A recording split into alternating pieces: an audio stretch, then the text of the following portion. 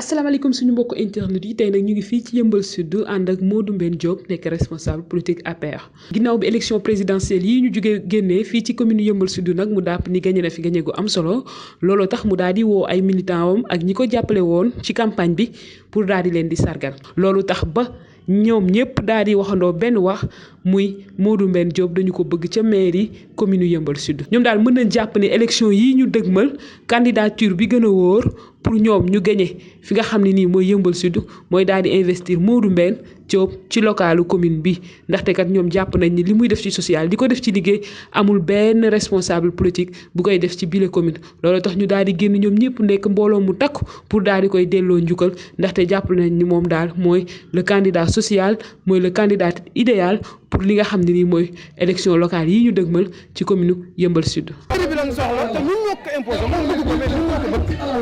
jigéen ñi ak xale yi ak personne troisième âge yi kenn ku ci nekk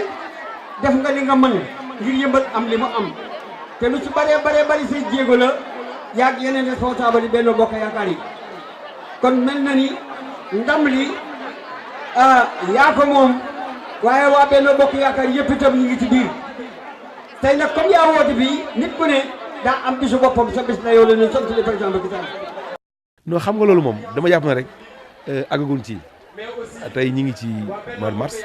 incha allah rabbi ci kàttanu yàlla bàyyi ak fekkee ne amul benn changement c'est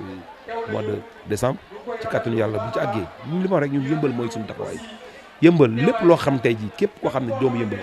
tey taxaw nga pour defar Yeumbeul ñun ànd nañ ak yow mais ci ndigalu son excellence le président Macky Sall parce que dañu jàpp ne Macky Sall li muy def mooy intérêt Yeumbeul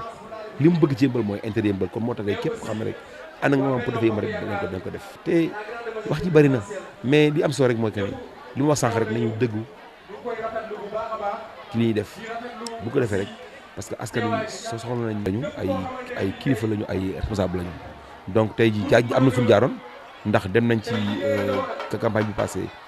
comité bi xam ne moo fi nekkoon dañu toog trouver consensus waxtaan jël ñaari def coordination maanaam moo fi nekkoon ma nekk coordonnateur su sama benn frère ñu bokk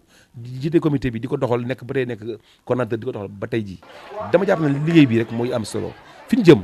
nekkatu loo xam ne affaire diw mooy def mu ma nekk maire askan wi ñoom ñooy choisir fi ñu jëm ci kat li ma gëm mooy askan wi ñooy tànn seen maire mais nekkatul waaw am nañ yaakaar ndax xam nga li wax rek ñun tey sunu bët ëpp na maire